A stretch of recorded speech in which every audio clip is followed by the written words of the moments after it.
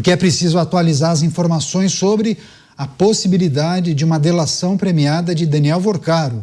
O novo advogado do banqueiro José Luiz Oliveira Lima, ele teve uma reunião ontem com o ministro André Mendonça. Ele é o relator do caso Master no Supremo Tribunal Federal. Vamos acionar a reportagem da Jovem Pan News. Matheus Dias chega ao vivo na programação. Seja bem-vindo, uma ótima noite a você, Matheus. Foi conversado, então, quais foram as tratativas do advogado com o ministro da Suprema Corte? Falaram, então, nessa hipótese, de fechar uma delação premiada do banqueiro Daniel Vorcaro? O que se sabe sobre isso? Bem-vindo. Ao que parece, sim, viu, Caniato? Boa tarde a você, boa tarde a quem nos acompanha. No caso, então, Pier Paolo Bottini e Roberto Podival, eles que eram os advogados de defesa de Daniel Vorcaro, deixaram o cargo na semana passada. Agora, então, o cargo a respeito de José Luiz Oliveira Lima, ele que é conhecido pelo apelido de Juca e também por outras delações premiadas, como foi o caso do ex-presidente da OAS, Léo Pinheiro, no caso Lava Jato. Então, essa informação vem da colunista do UOL, Natália Portinari, que mostrou já de antemão que a Procuradoria-Geral da República tinha feito um acordo com a defesa de Daniel Vorcaro para possibilitar, então, essa delação premiada. As conversas ainda eram iniciais. Mas, como você bem disse, Caniato, ontem o advogado já se encontrou com André Mendonça, ministro do Supremo Tribunal Federal e relator do caso Master dentro da Suprema Corte. No caso, então, agora as duas frentes da advocacia já estão, as duas frentes da justiça já estão conversadas com o advogado de defesa. Resta saber como foi essa conversa com André Mendonça e se ele tem a mesma opinião de Paulo Gonê, procurador-geral da República, de instaurar essa delação premiada. Isso porque nos bastidores a relação de André Mendonça com Paulo Gonê não está das melhores, viu, Caniato? Desde que a Procuradoria-Geral da República não chancelou a prisão de Daniel Vorcaro, mesmo depois dela ter sido reforçada pelos ministros do STF da segunda turma em votação, quando Luiz Fux, Nunes Marques e o próprio André Mendonça votaram a favor da manutenção da prisão do banqueiro, e a Procuradoria-Geral da República não rechaçou essa prisão. No caso agora, então, o que se trata é sobre uma possibilidade de delação premiada. A PGR parece favorável. Agora resta saber a opinião do Supremo, né, Caniato? Agora, Matheus, tem um outro destaque, inclusive, que esse novo advogado de Daniel Vorcaro, ele procurou investigadores do caso para afirmar que ele está disposto a fazer uma delação séria.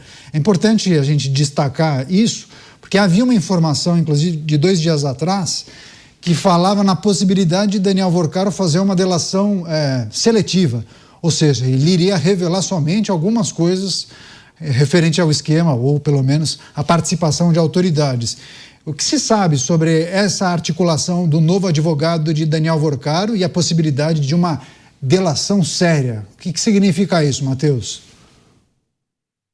Tem agido rápido, viu, Caniato? O advogado de defesa tem acionado todas as frentes que são responsáveis por essa investigação ou por esse julgamento. Como disse, falou com o Procurador-Geral da República, falou com o ministro, o relator do caso e investigadores da Polícia Federal, todas as frentes para possibilitar essa relatoria, essa delação premiada que ele tenta fazer se tornar possível. E quando ele diz que é uma delação que será séria, ele quer dizer, em outras palavras, que Daniel Vorcaro não vai poupar ninguém. Como você bem disse, falando de delação seletiva, isso é porque muitos políticos, empresários têm tentado se desvencilhar do caso Master, desde citações dos documentos apreendidos pela Polícia Federal, citações e também contratos que foram adquiridos depois da quebra do sigilo telemático, do sigilo telefônico de Daniel Vorcaro, e por isso todo mundo agora tem tentado se livrar dessa bomba, né, Caniato? Ele disse então que será uma delação séria, todos os nomes serão postos à prova ali e que não haverá nenhum tipo de seleção para escolher o que se coloca ou não. Essa é a palavra da defesa de Daniel Vorcaro nesse momento. A expectativa agora, então, é de que seja fechado em conjunto com todas as frentes, tanto Polícia Federal, quanto Procuradoria-Geral da República e Supremo Tribunal Federal, para que essa delação se torne possível. E se for dessa forma mesmo, parece que a bomba é maior até do que a gente pode imaginar, né, Caniato? Será? Tinha um apresentador antigo que dizia o seguinte: eu só acredito vendo. É isso, Matheus Dias segue acompanhando essas articulações, ele volta ao longo da programação com outras informações e outras notícias. Valeu, Matheus, grande abraço a você. Deixa eu chamar os nossos comentaristas, deixa eu chamar o Bruno Musa. Você, Musa, está na sua vez de comentar a possibilidade de uma delação premiada. É importante lembrar, o novo advogado de Daniel Vorcaro tem experiência com delação premiada, inclusive teve clientes envolvidos no caso da Lava Jato, como o ex-presidente daquela grande construtora, a OAS. Você, Musa, o que é preciso trazer, considerar, apontar ou até se preocupar quando a gente fala de delação premiada, Daniel Vorcaro e o caso do Banco Master? Sim, vale lembrar que no caso da delação do dono da OAS, ela implicou bastante, inclusive, o Lula, né? Então, com certeza, há um receio com relação a isso, do que pode acontecer. Pelo menos nas grandes notícias a gente vê que uma boa parte do PT da Bahia, principalmente, até por conta de ligações do ex-CEO do banco, que podem ter ali com o Credit Sexta, com operações de privatização de um mercado estatal que existia na Bahia, assim como aquele que eu vi há pouco tempo existindo nas últimas vezes que eu fui a Cuba, hein? Impressionante que a gente tinha isso até pouco tempo existindo aqui, que dava, obviamente, prejuízos aos cofres públicos. Então, me parece o seguinte, é um caminho que, no meu entender, pela pressão, inclusive, e principalmente da mídia, é um caminho onde deixa e desperta as esperanças. Veja, se Daniel Vorcaro entra e aceita essa delação, ela tem um valor hoje, e um valor que pode ser alto.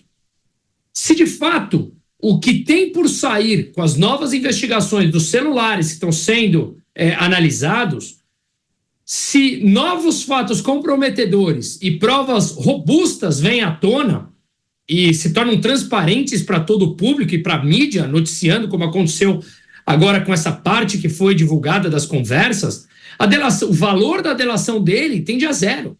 Por quê? Porque se há provas substanciais em conversas de celulares, provas cabais e concretas, não vale de nada mais a delação, não precisa mais dessa delação. Então, eu acho que eles estão fazendo justamente essa análise de risco. Não é à toa que vemos agora que o novo advogado do Vorcaro, o Juca, ele já foi procurar o André Mendonça com relação a isso, para falar sobre as delações, a eventual delação premiada. Então, no meu entender, eles devem saber que o que foi divulgado é comprometedor. Há uma grande e enorme possibilidade de que novas conversas sejam noticiadas que comprometam ainda mais. Então, vale a pena você pensar nessa delação premiada quando ela tem valor. Quando as provas se tornam públicas sem a delação, lembre-se, o valor dela tende a zero. E aí a coisa pode ficar complexa. Pois é, mas quando essas informações vêm à tona, né? Quando um veículo de comunicação tem acesso a uma conversa e o advogado revela, olha, ele vai entregar todo mundo. Ele não vai deixar pedra sobre pedra, ele vai falar absolutamente tudo.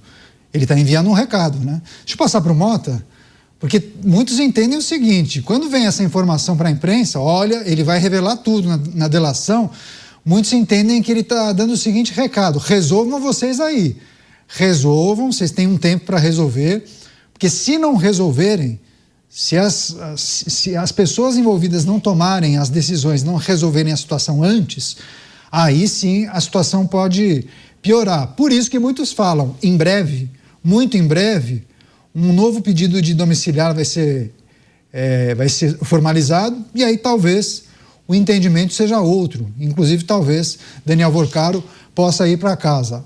Na avaliação de alguns juristas, viu, Mota? Você. Na avaliação de muitos cidadãos comuns também, Caniato. Na avaliação de muita gente, a pizza já está decidida. Agora só tem que escolher o pizzaiolo, o sabor, se vai ser massa fina ou massa grossa. Ora, parece que o banqueiro contratou um advogado especializado em delações. Isso é uma coisa boa ou é uma coisa ruim? Bom, para o banqueiro, com certeza, deve ser boa. Agora, para quem espera que justiça seja feita, fica uma enorme dúvida. Parece muito pouco provável que esse banqueiro vá delatar pessoas poderosas, pessoas que estão entre as mais poderosas do país, a não ser que essa delação atenda aos interesses de outras pessoas poderosas. Não parece existir ninguém nessa história defendendo o interesse do cidadão comum. Pois é, deixa eu passar agora para o Luiz Felipe Dávila, porque esse dispositivo, né, Dávila, o Instituto da Delação Premiada foi muito, ou da Colaboração Premiada, foi muito utilizado na Operação Lava Jato, né? Então, uma figura que vem sendo investigada ou é acusada de crimes e participou de um esquema que envolve muita gente, né? Administração pública, servidores públicos, empresários, figuras poderosas, representantes de instituições da República.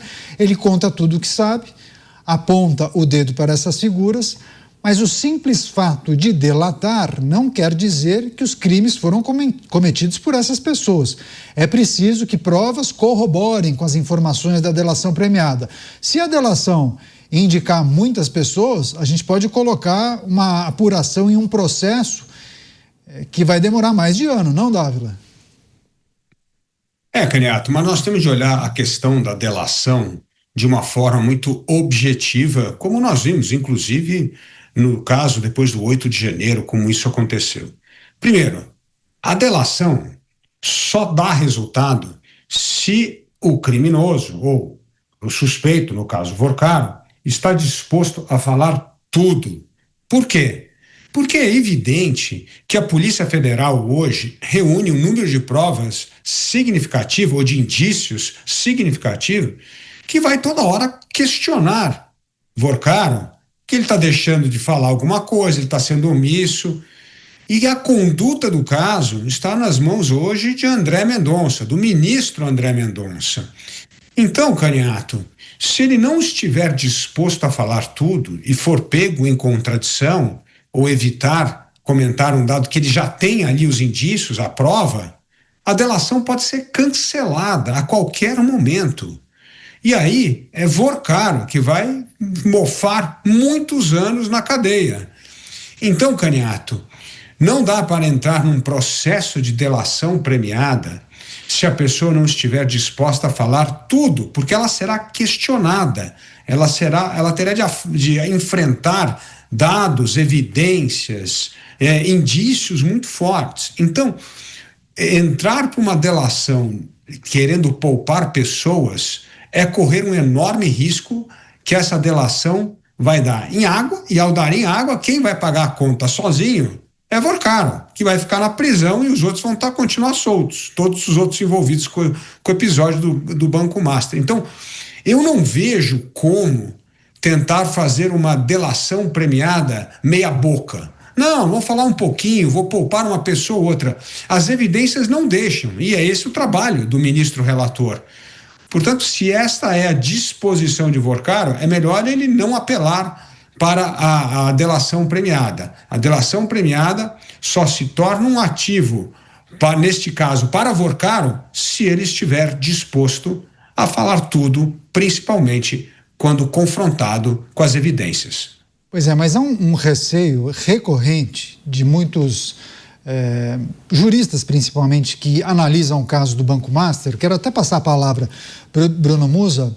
Bruno, muitos falam o seguinte: há um conjunto robusto de provas que podem implicar e comprometer muitas figuras importantes, além de empresários e, naturalmente, figuras oriundas do mercado financeiro, né, sei lá, executivos do Banco Master.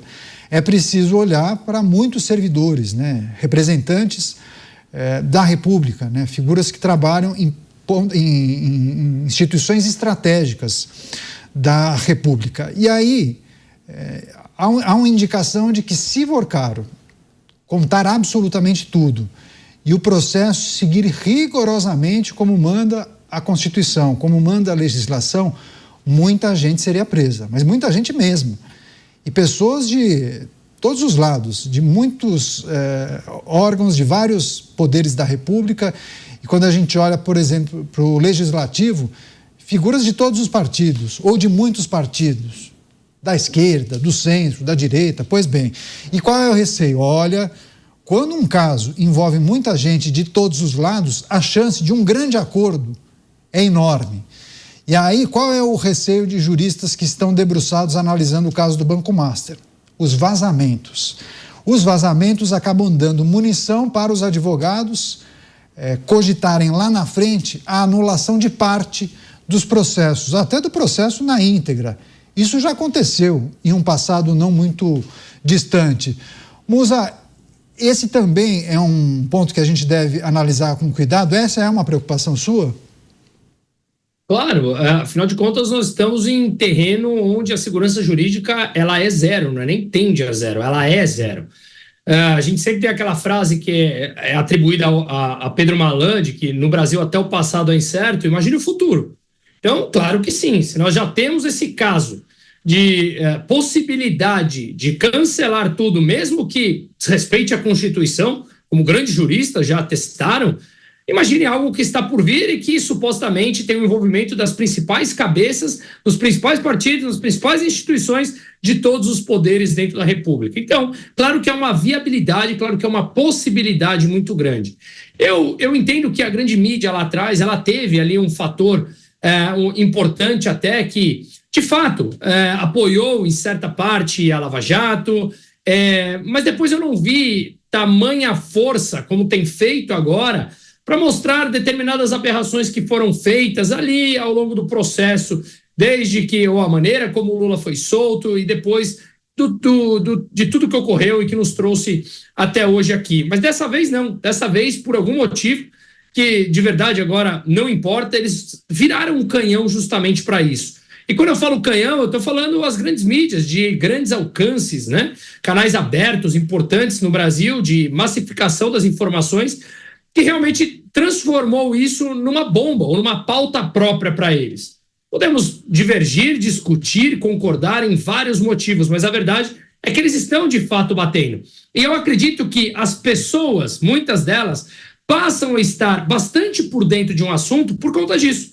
De fato, pode ser que eles não estivessem inteirados do montante do contrato que tinha com a esposa do Alexandre de Moraes, o comparativo desse contrato com outros, saber comparar se um valor é alto ou não, se é fora de mercado ou não. Isso talvez seja algo que a mídia teve um papel importante de mostrar isso para as pessoas. Mas a verdade é que isso está na boca de todo mundo. Então talvez me deixe um pouco de esperança aqui na proporção que isso tomou. A verdade é que na Lava Jato eu também lembro dessa proporção ter acontecido.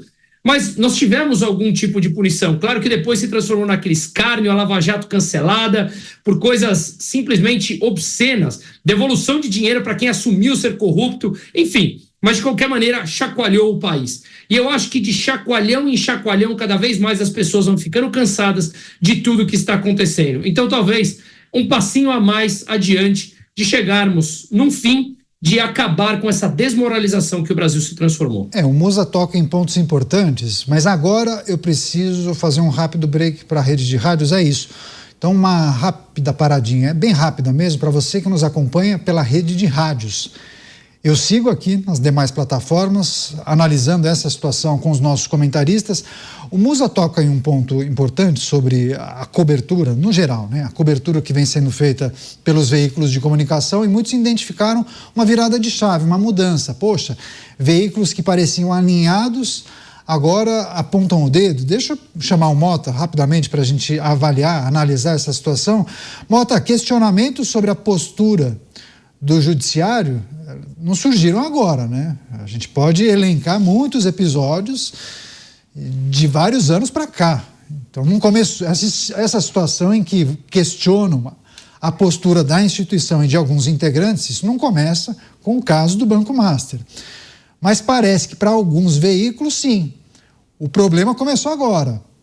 E por que esses veículos começam a enxergar, ou pelo menos assumem que algo está fora da ordem natural das coisas com o caso do Banco Master? Transbordou o copo? Foi isso? O palpite de muita gente, Caniato, é que essa discordância agora foi autorizada. Houve um momento em que não se podia criticar. Agora é permitido. Então, se é permitido e é gostoso, vamos nessa. Uma multidão está vindo por um caminho que era muito solitário, né, Caniato? Houve um tempo em que nós falávamos aqui e parecia que a gente estava pregando no deserto.